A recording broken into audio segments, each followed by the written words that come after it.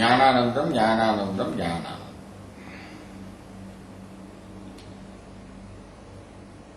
முன்னால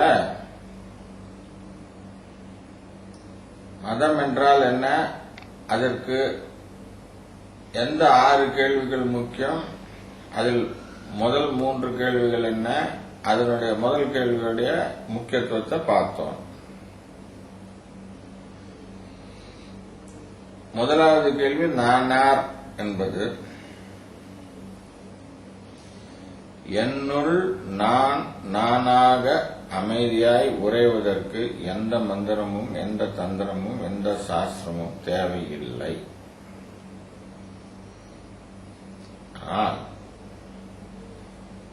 ஆனால்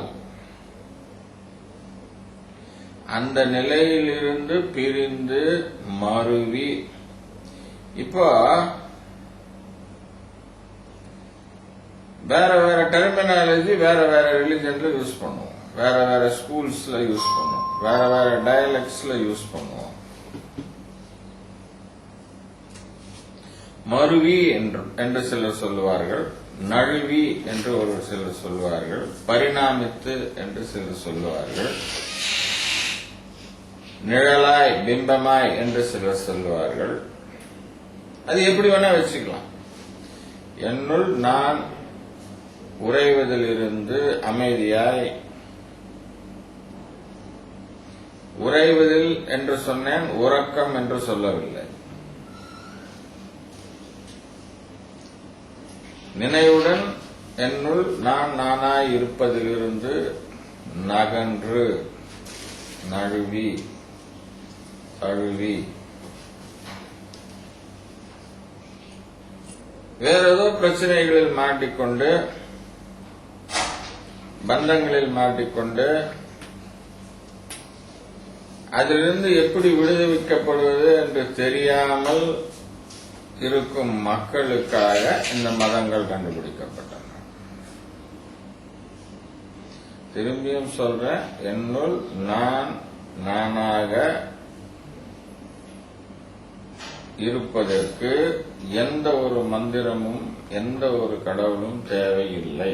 இது நாஸ்திகம் இல்லை, இது நாஸ்திகம் இல்லை, நாஸ்திகம் இல்லை.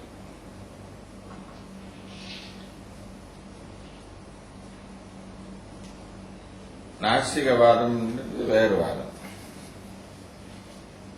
ஏன்னா நம்ம நிறைய வாதங்களை பார்க்க போகிறோம். அதுக்குள்ள நல்லது மட்டும் நமக்கு புரியறதுக்கு எது தேவையோ அதை மட்டும் எடுத்துப்போம்.